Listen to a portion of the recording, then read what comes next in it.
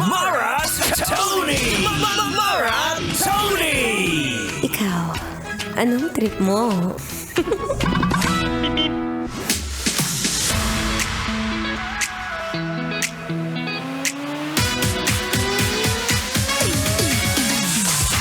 Shout out! Shout out sa'yo na kapag ka umuwi ka sa bahay mo, ang laman ng bahay mo ay puro gamit, puro kalat, hindi mo alam kung saan ka uupo. May kakilala ka bang ganon? Yung bahay nila, ikaw na nga bumisita, ikaw pa nanlait. Pero kasi nung nilait mo, talaga namang wala ka maupuan. Yung mga nakaupo, mga stop toy.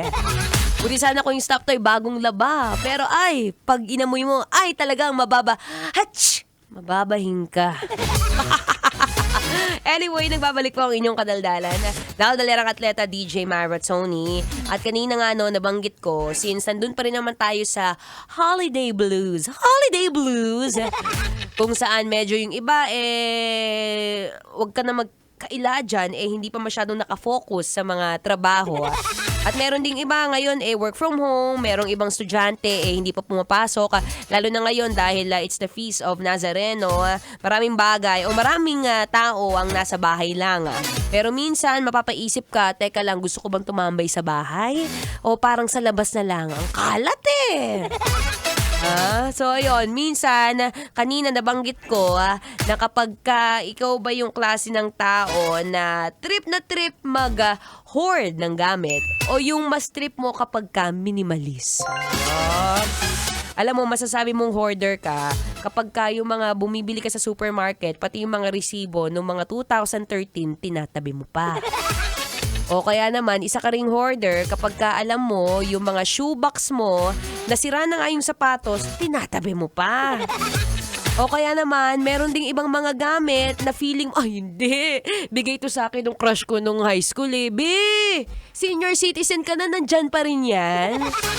Mabuti sana kung meron na, kung maganda pa yung quality, pero for sure, nagbe-bacon na yan.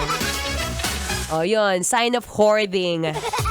Pero kung ikaw naman, alam mo nakakatuwa rin kapag ka minimalist. Kung ikaw naman yung klase ng taong trip na trip maging minimalist. Sabi nga nila, isa sa mga pinakamagandang bansa, which is Japan.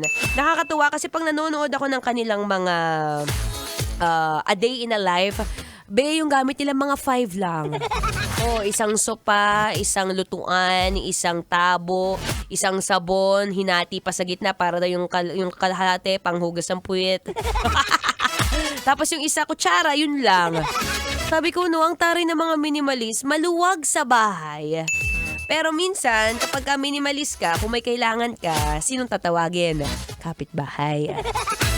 Isa ring sign kapag ka minimalist ka, yung mga tipong paper box. Ay nako, sabi ko sa'yo, yung paper box, bakit mo iniipon yan?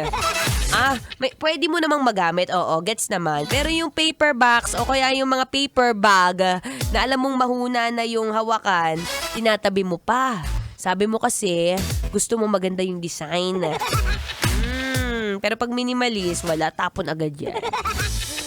Ikaw, anong klaseng tao ka ba?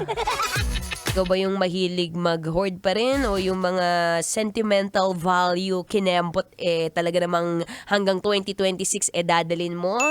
O ikaw yung klase ng tao na na-realize na yung mga bagay okay lang naman kahit konti lang. Ang mahalaga yung mga gamit na nagagamit talaga. At hindi na ako masyadong mag-hoard.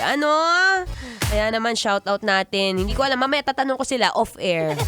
Shoutout natin sina Kendrick na talaga namang first time bumisit dito. Hello Kendrick. Pati na rin kay Sis Ivy at Mark na may mga pasalubong. Uy! Madadagdagan na naman yung mga gamit ko sa bahay. As a hoarder. Pero maraming salamat again sa kanilang tatlo. Sa mga gustong bumisita, pwede kayong bumisita dito. Huwag na kayong maghiya. Baka mamaya magdala pa kayong TV ha. Wala akong TV. Mag-donate pa kayo Smart TV dyan. Huwag na, huy! Anyway, ako po'y magbabalik maya-maya lamang. But for now, makinig muna ng Feel Good Music ngayong Feel Good Friday. Dito pa rin sa 90.7 Love Radio. Kailangan pa bang i-memorize yan? Basic.